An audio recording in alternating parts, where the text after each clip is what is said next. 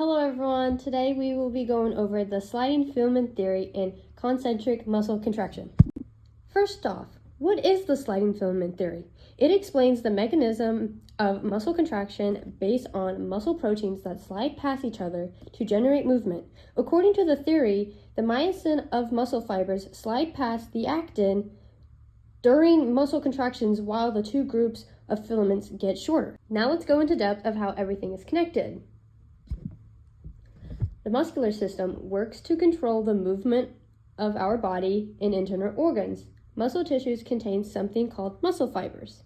Muscle fibers consist of a single muscle cell. They help to control the physical force within the body. When grouped together, they can facilitate organized movement of your limbs and tissues. Within the muscle fiber, there is a sarcomere. The sarcomere is the main contraction unit of muscle fibers in the skeletal muscle.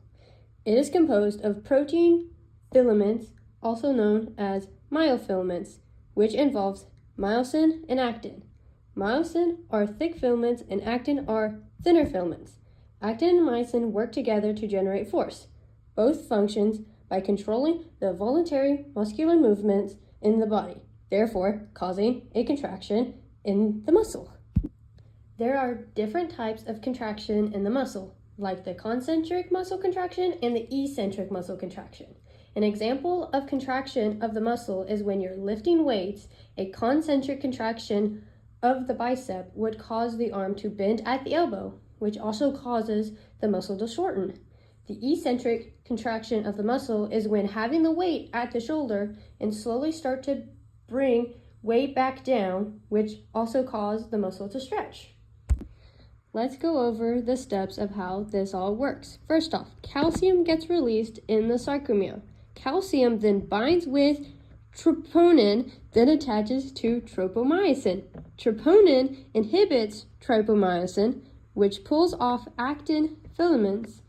Actin sites are exposed, myosin heads attach to actin sites. Once the myosin heads attach, ATP, or energy, pulls actin and myosin closer together, making the muscle shorter. Muscle relaxes when calcium is not there. The muscle will repolarize, meaning calcium will reset and go back where they started. So having the removal of calcium, the myosin heads will detach from the actin site. Tropomyosin will bind to the myosin heads and stop the contraction and relax the muscle, causing the muscle to go back to normal. And there you have it, the sliding filament theory. If you enjoyed this video, please like for more lessons. Bye-bye.